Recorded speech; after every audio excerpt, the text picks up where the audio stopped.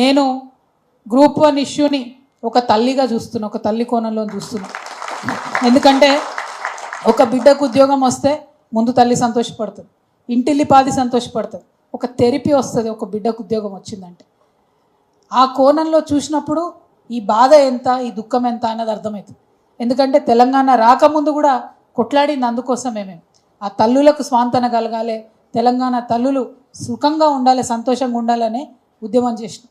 కానీ దురదృష్టం ఇప్పటికీ కూడా పోరాటం చేయాల్సి వస్తుంది. ఒక పక్క బాధ అవుతున్నప్పటికీ ఆ బాధను దిగమింగుకొని ఖచ్చితంగా కొట్లాడాల్సినటువంటి అవసరం అయితే ఉన్నది. అందులో వేరే సెకండ్ థాట్ లేదు. అశోక్ అన్న గారు చెప్పిన మీరు మాతో ఉండాలి, మాతో ఉండాలి. ముందు నుండి మీతోనే ఉన్నాం, సమయం సందర్భం చూస్తున్నాం. ముందు వస్తేనేమో ప్రభుత్వానికి అవకాశం ఇయ్యరా అంటారు, లేటుగా వస్తేనేమో మీరు మాతో రాలేదంటారు. ఈ రాష్ట్రంలో ప్రతిపక్షాలకి కొంచెం ఇబ్బందికరమైన పరిస్థితి ఉంది. ఎందుకంటే ముఖ్యమంత్రి మంచోడని ఆయనను మనం అధికారంలో కూర్చోబెడితే ఆయన మాటకారి ఉన్నాడు.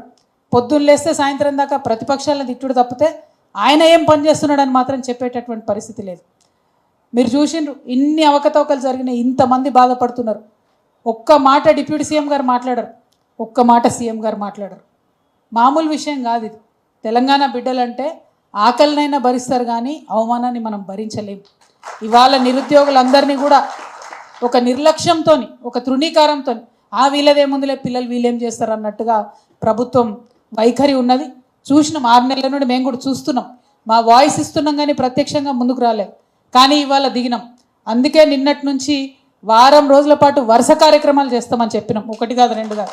నిన్న మనం అమరవీరుల దగ్గర కార్యక్రమం తీసుకున్నాం, ఈరోజు రౌండ్ టేబుల్ పెడతా ఉన్నాం. అశోక్ నగర్ పిల్లర్ నంబర్ 21 దగ్గర వంట వార్పును కూడా చేయబోతా ఉన్నాం.